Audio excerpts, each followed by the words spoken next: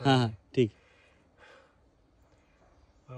मला रिलेशन मी 7th किंवा 8th स्टँडर्डमध्ये असताना माझ्या वडिलांनी मला महागाव सेंटर आहे आमच्या गावाला यवतमाळ म्हणून, अच्छा.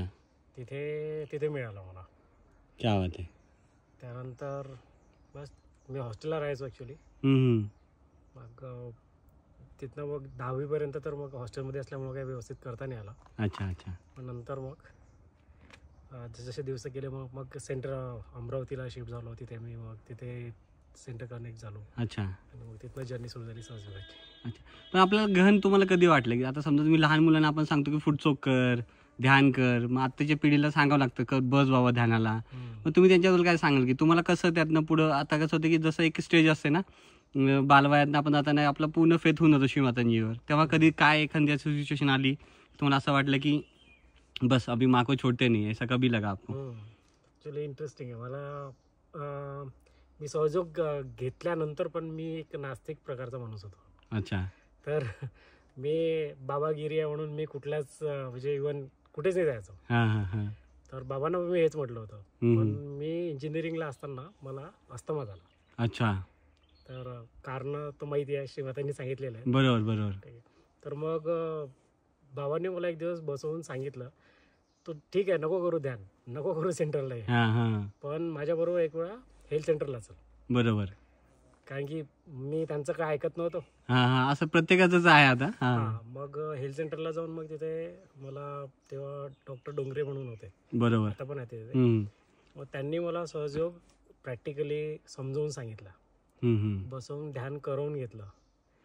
आणि विदिन 10 days मला माझा जो पंप होता तो सुटला. क्या बात आहे दादा, क्या बात आहे. श्री माता तो एक माझ्यासाठी टर्निंग पॉईंट होता. माझ्यासाठी बहुतेक तेच एक होतं, म्हणजे मेडिकल पॉईंट ऑफ व्ह्यू. त्याच्यावरनं माझा विश्वास बसला की नाही याच्यामध्ये काहीतरी आहे या मेडिटेशनमध्ये. व्हायब्रेशन समजायला मला वेळ लागले, पण कारण की इनिशियली ऑलरेडी सगळ्याच गोष्टीमध्ये मी रेजिस्टन्स खूप होतं माझं. बरोबर. त्यामुळं पण नंतर मग जसं ध्यान करत गेलो, कलेक्टिव्हिटीमध्ये जॉईन होत गेलो, तर तसं आणि प्रचार प्रसार खास त्याच्यात सगळ्यात मेन रोल होता. ते अमरावतीतली कलेक्टिव्हिटी खूपच ॲक्टिव्ह होती. खूपच ॲक्टिव्ह. बरोबर. तर त्यावेळी मग त्यांच्याबरोबर जायचो. तर तेव्हा प्रचार प्रसार करायचो. तेव्हा मग थोडे व्हायब्रेशन समजायला लागले, थोडे थोडे असं करत करत मग. पण तो एक पॉईंट होता माझा जेव्हा माझा अस्थमा सुटला आणि डॉक्टरनी मला म्हटलं की तू काय जादू करून आलाय. क्या बात आहे बाबा, जादू हो गई. ॲक्च्युली जादू जादू सब काही PFT म्हणून टेस्ट करत असतात ते, आपल्या पल्मोनरी फंक्शन टेस्ट. बरोबर. तर ती एकदम नॉर्मल आली माझी. इमिजिएटली सगळ्या मेडिसिन बंद केल्या, सगळ्या प्रकारचं. त्या टाइमपासून मी कम्प्लिटली आता म्हणजे अस्थमा मुक्त आहे. ॲक्च्युली अस्थमामुळं मी खो खो प्लेअर होतो स्टेट लेवलचा, खो खो सुटलं माझं. मी स्विमर होतो, स्विमिंग सुटलं. पण त्याच्यानंतर ही सहज लाईफ जी मिळाली ती म्हणजे त्याच्या पुढची आहे आता. बरोबर बरोबर. तुम्ही मुलांना काय सांगाल की जे बिलीव्ह करत नाहीत की फुटचोक नाही करायचं, ध्यान नाही करायचं, मग मम्मी पप्पा करतात आहे, मग त्यांच्यासाठी तुम्ही काय सांगाल की बाबा काय करायचं आणि कसं करायचं आणि कसं सहयोगात यायचं, त्यांना काय सांगाल? मुलांनी तर आपण त्यांना फोर्स करून होणार नाही आहे, बिलकुल फिक्स आहे.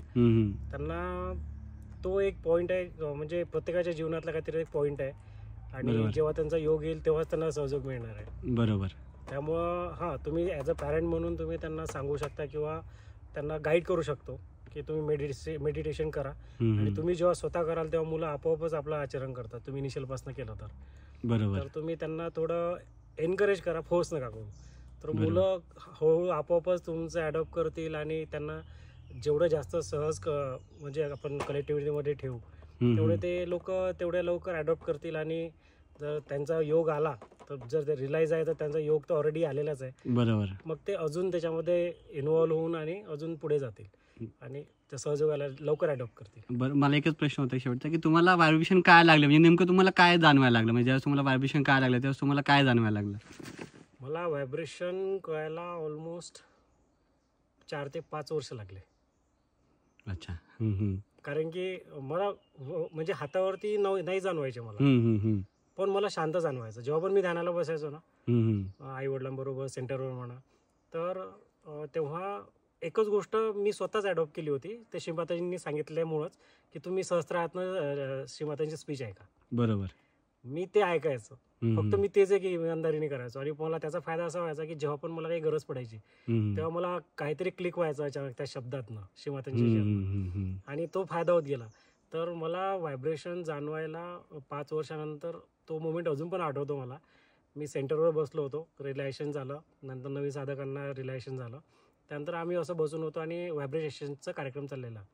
त्याच्यामध्ये मला माहित नाही माझ्या मागे कोण बसलो होतं, काय होतं, मी ध्यानात बसलो, म्हणजे आपल्या डोळे मिटून बसलेलो होतो.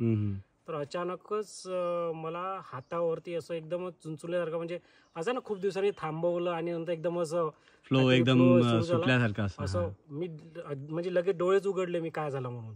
डोळे उघडल्यावर पण हातात मला जाणवायला लागलं, पण सहस्रा तेव्हा नाही जाणवलं मला. म्हटलं असं हातात जाणवायला लागलं. तर मी तसाच सेंटर कोऑर्डिनेटर आमचे उद्वानी काका म्हणून, मग त्यांच्याकडे गेलो. मी त्यांना म्हटलं, काका मला असं असं जाणवलं, काय काय प्रकार आहे. म्हणजे असे हेच व्हायब्रेशन्स आहेत तुला जे जाणवले आहेत ते. आणि मला गार जाणवले होते तेव्हा. तर म्हटलं, काका सगळ्यांना हातात आणि टाळूत पण जाणवतं, मला का नाही जाणवलं. तर म्हणाले, तू अजूनही कोणाला तरी माफ नाही केला किंवा तू काहीतरी विशुद्धीवर तू काम कर, असं त्यांनी मला सांगितलं. तू फुटचोक कर आणि विशुद्धीवर काम कर. बरोबर. तर मग ते केल्यानंतर मग नेक्स्ट सेंटरपर्यंत मला सहस्त्रावर पण व्हायब्रेशन जाणवायला लागले. तेव्हापासून मग म्हणजे खरंच लाईफच चेंज झाली. तुमच्याकडे बघून असं वाटतच आहे की नाही का पूर्ण चेंज झालाय. अस्थमा किंवा असं काहीच हे नाही वाटत आहे. म्हणजे ते मिरॅकल आपण म्हणू ना, की आईंचे आशीर्वाद सगळ्या पद्धतीने मिळतात. शारीरिक आहे, मानसिक आहे, आर्थिक आहे. तुम्हाला एक टर्निंग पॉईंट असतो प्रत्येकाच्या आयुष्यामध्ये की हा अभी चलो माँ को सरेंडर करते, माँ को पकड़ते, माँ के पल्लू को पकड़ते और छोड़ते ही नहीं अभी. बस ये मिल गया, अभी कुछ नहीं चाहिए. लास्ट डिजायर थी आपकी कि हाँ चलो मुझे ये हो जाए और मुझे मिल जाए. एग्जैक्टली. माँ ने मुझे कभी छोड़ा ही नहीं, मैंने माँ को छोड़ने को नहीं छोड़ा. बिल्कुल बिल्कुल. माँ ने मुझे पकड़ के रखा था. बिल्कुल. तो उसकी वजह से अब माँ अपना वही है जो है, सब कुछ है, जो बह रहा है और माँ से आ रहा है उसको सब में देने का, स्प्रेड करने का. लास्ट और सबसे इम्पोर्टेंट क्वेश्चन है ये, प्रचार प्रसार करने के बाद हमें क्या मिलता है. प्रचार प्रसार करने से हमारी पुण्याई बढ़ती है. जो पुण्य मिलता है ना, वो मतलब वाइब्रेशंस जो मिलते हैं, आप कितनी भी बुरी स्थिति में रहो, आप जब प्रचार करते हो तब आप फुल ऑफ वाइब्रेशन रहते हो और आप एज अ रिसीवर रहते हो वाइब्रेशंस के उस टाइम के लिए. तो उससे जो आपको मतलब इसीलिए बोलते हैं ना, पुण्य मिलता है. बिना मेहनत किए जो पुण्य मिलने वाला है ना, वो एक देने से बढ़ता है. हम देने से बढ़ता है. जो माँ ने हमें जो माध्यम बनाया, तो हम देंगे तो हमारा भी बढ़ेगा.